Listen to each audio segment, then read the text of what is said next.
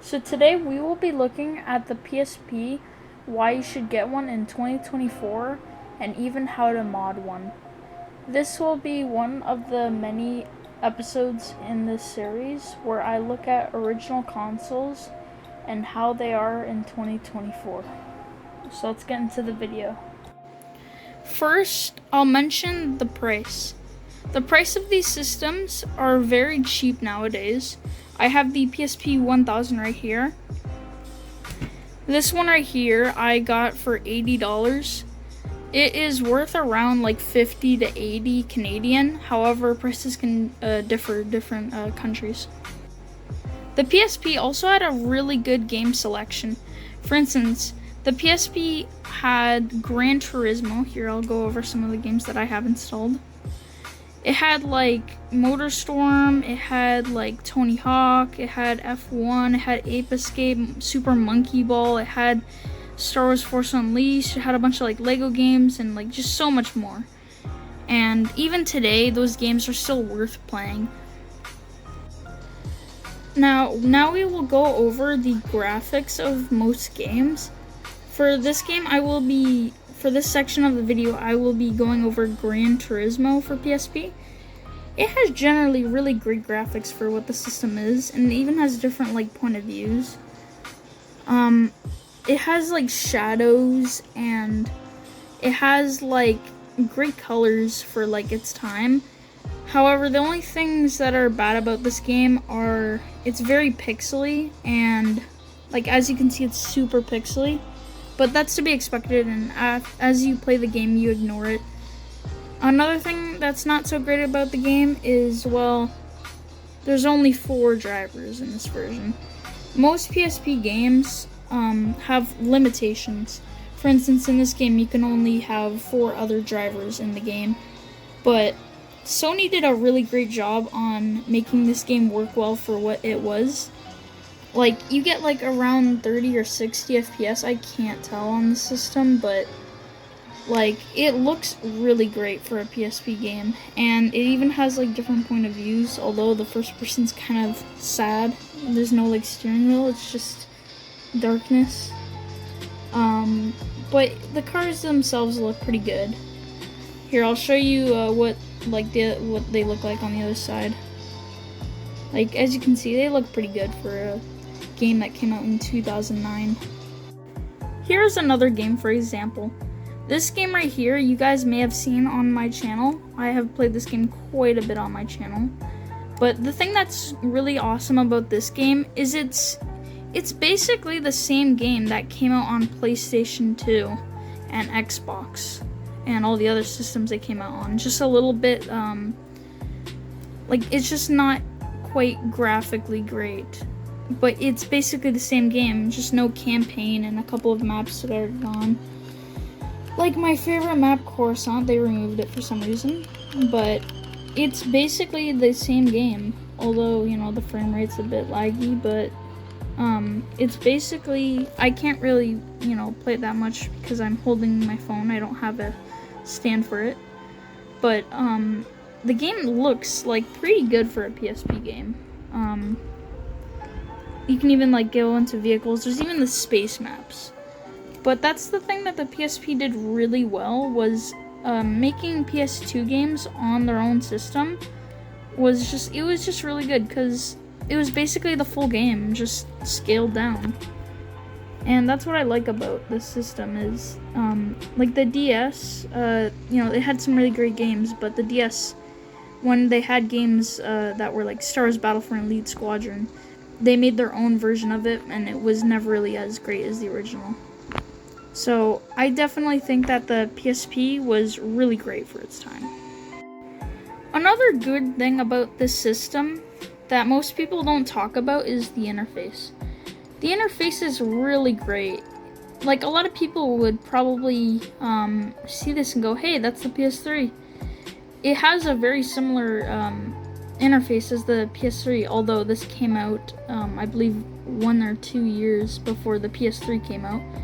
But the interface is really great for like what time this system came out. I believe this came out in 2004. The thing about 2004 is a lot of people were listening to music on the go, like iPods and whatnot.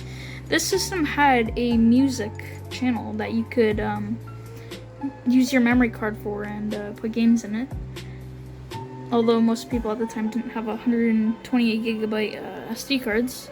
It says 105 because I have games loaded. But it even has a video section that you can put in your movies.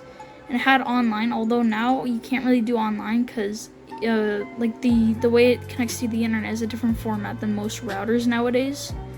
But it's still a really great system, and for those who do still listen to their music not on their phone but on other systems, you can do it on here, and you can even watch movies not at 1080p, but you can still watch movies on here.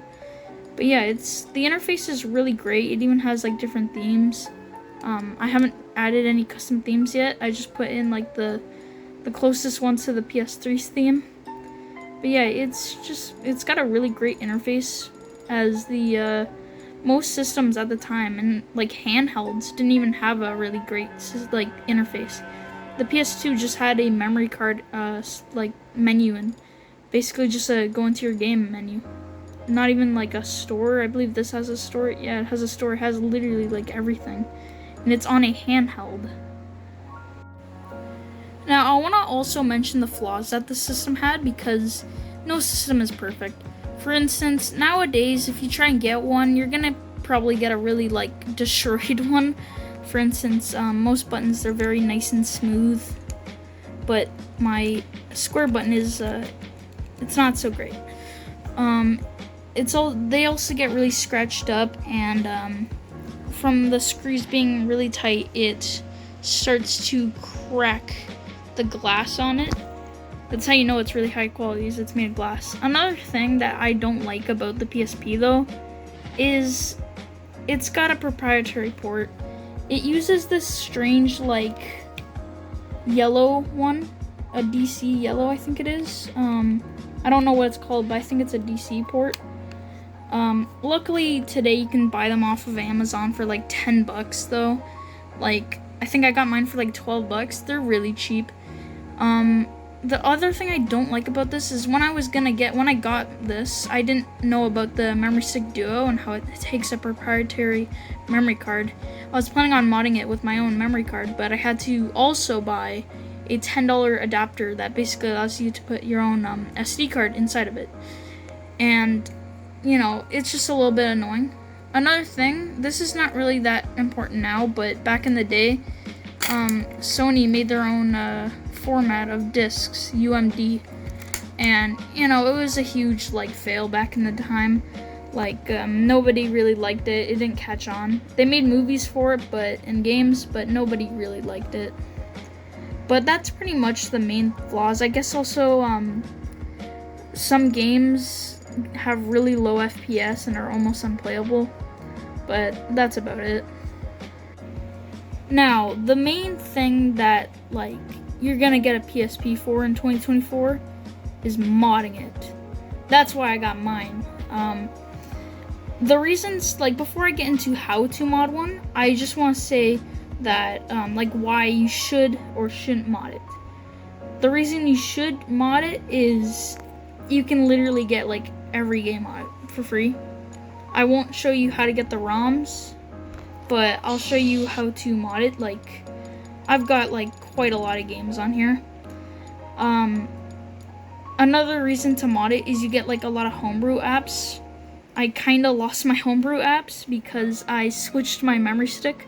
I had a 4 gig memory stick Duo, but then I switched it to a newer one. Let me see if I can go get it.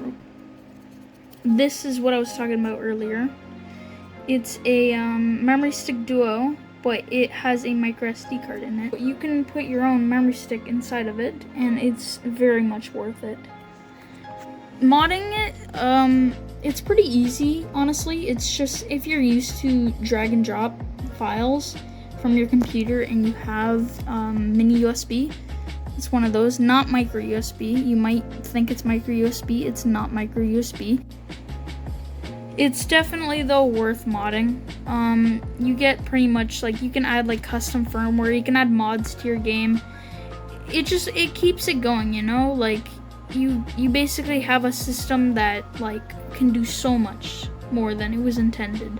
So, however, the cons are you could brick the system, like you could mess something up while you're modding it, and also I guess you can't say that you've got an original system that's not modded, I guess. And it does require a computer and a little bit of skill, but it's pretty easy, to be honest. I'll show you how to do it. Now first, we want to real quick make sure that you are up to date. So you're going to want to go into your system settings and go into system information. Make sure, don't worry about this right here, just make sure it says that, okay? That's important for this. So you're going to need an SD card for this. One that's formatted correctly, but first what you're going to do is you're going to plug this into your computer. So now that your PSP is all plugged into your computer, you're going to want to go to this website. I will have it in the description. And you're going to want to download whatever PSP you have here. Make sure you choose the right one. Also, don't mind that my cursor is a Doritos and it turns into a Dorito bag. But make sure you download. This is like you need to have this, but these you need. I believe you need one of these, but it's like optional which one you want. I personally went with this one right here, so just click on it and download. I already have it installed, so I'm not gonna download it. Actually, I'll download it. So you're gonna want to download those, and then you're going to want to go and extract them. I'll show you. So you right click, extract all. You guys don't see this because I have multiple monitors, but you basically say extract, and all this stuff pops up. It may look confusing, but trust me, it's not really. After, like, you know, if you've done this type of stuff before, it's super easy.